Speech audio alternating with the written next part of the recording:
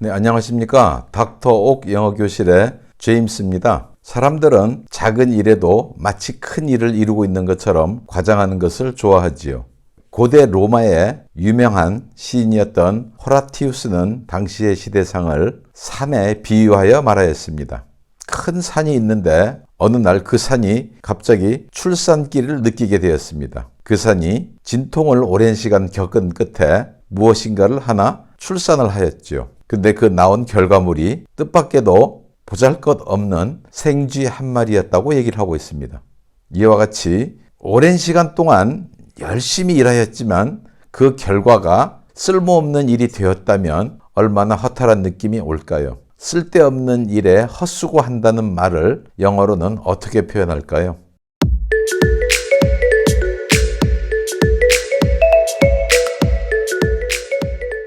닥터옥 영어교실의 제66화는 성품과 관련하여 그 세 번째 이야기를 여러분과 함께 나눠보도록 하겠습니다.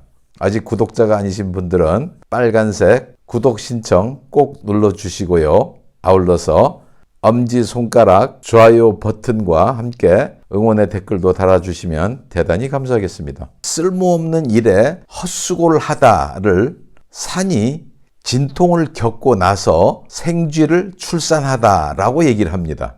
The mountain labors and brings forth a mouse. The mountain labors and brings forth a mouse 라고 하지요. 여기에서 labor는 산모가 아이를 출산하기 위해서 겪는 진통을 말합니다. 산이 진통을 하고 있습니다. 그리고 나서 bring forth는 아이를 낳다, 출산하다라는 뜻이거든요. 진통을 하고 나서 무엇을 낳았다고 합니까? 낳고 보니 생쥐 한 마리였었어요. 덩치가 어마어마하게 큰 산이 요란을 떨었지만 그 결과물은 생쥐 한 마리에 불과했다는 것이죠. 마치 큰일이나 할 것처럼 또는 이룰 것처럼 허풍을 떨어댔지만 그 결과는 전혀 쓸모없는 일이 된다면 무척이나 바보 같은 어리석은 짓을 한 게 되겠죠. 이 격언을 달리 얘기해서 쓸모없는 일에 시간을 많이 쓰지 마세요. Do not spend much time on useless things. Do not spend much time on useless things 라고 말할 수 있죠. 산과 관련하여 우리가 과장된 성품을 가진 사람들을 비유적으로 말할 때 쓰는 또 다른 격언이 있습니다. 두더지라는 동물을 우리가 몰이라고 합니다. 이 두더지들은 자신들이 숨을 곳을 만들기 위해서 흙을 파내죠. 두더지가 파낸 흙이 하나의 작은 둔덕을 이루게 되거든요.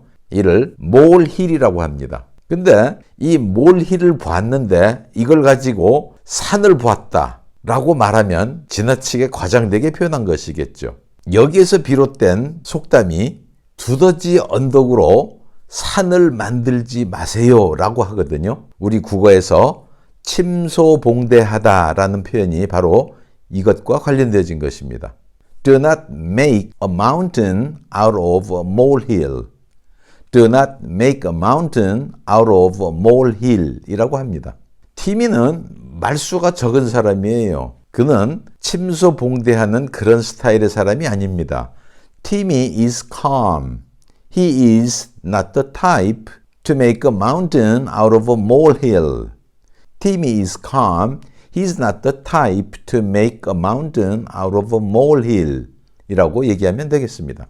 젊은이들 사이에 인기가 많은 사람들이 있죠. 여러 사람들 사이에서 호감을 느끼게 하는 사람. 그를 영어로는 뭐라고 표현할까요? 이런 사람을 good catch라고 합니다. 특별히 연인으로서 호감이 가는 사람들을 말할 때 이 표현을 사용하면 되겠습니다. 제이는 상당히 호감이 가는 사람입니다. 그래서 많은 사람들이 그 여자와 데이트를 하기를 원합니다. Jane is a good catch. Everyone in her office wants to have a date with her. Jane is a good catch. Everyone in her office wants to have a date with her. 이렇게 말하면 되지요. 우리 국어에서 화끈하다라는 표현을 쓰거든요. 사람들은 화끈한 것을 좋아합니다. 이에 해당되는 영어 표현이 가서 얻어오는 사람, go getter라고 하거든요. 그 여자는 참 화끈한 사람입니다. 말이 잘 통하는 사람입니다. She is a go-getter. She's a go-getter라고 말합니다. 자기가 맡은 일에 항상 정력이 넘치게 일하는 사람들이 있거든요. 전기를 일으키는 사람, 발전기라는 뜻을 가진 다이나모라고 합니다. 존은 정력이 넘치는 사람입니다. John is a dynamo. John is a dynamo라고 합니다.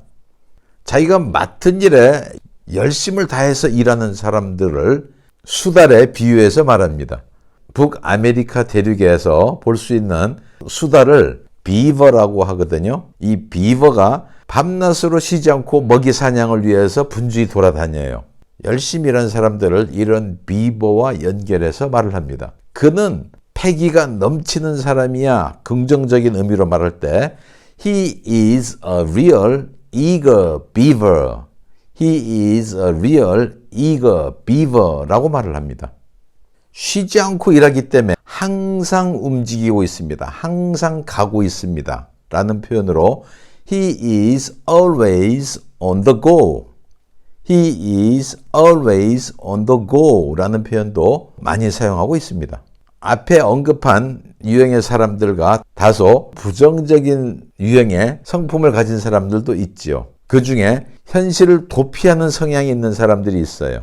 현실을 외면하고 자꾸 피하려고 하는 사람을 빗대어서 말할 때 여러분 어떤 동물이 혹시 연상이 되어집니까? 타조는 위기가 닥쳐왔을 때 그 위기를 정면으로 대처하기보다는 회피하기 위해서 머리를 모래 속에 숨겨버리지요. 현실을 외면하다, 현실에서 도피하다 라는 표현을 자기의 머리를 모래 속에 숨긴다, 묻는다 라는 표현이 나왔습니다. 좀 더 현실적이 되세요. 현실에서 도피하지 마세요. 이 말을 Be realistic. Do not bury your head in the sand. Be realistic. Do not bury your head in the sand. 라고 말을 합니다. 여기에서 동사 묻다, 숨기다의 의미를 가진 bury 대신에 hide를 사용하여도 같은 의미가 됩니다. 그리하 해서 be realistic. Do not hide your head in the sand. 라고 말해도 같은 의미가 되겠습니다. 자기가 갖고 있는 재능을 드러내지 아니하고 숨기는 사람들이 있습니다.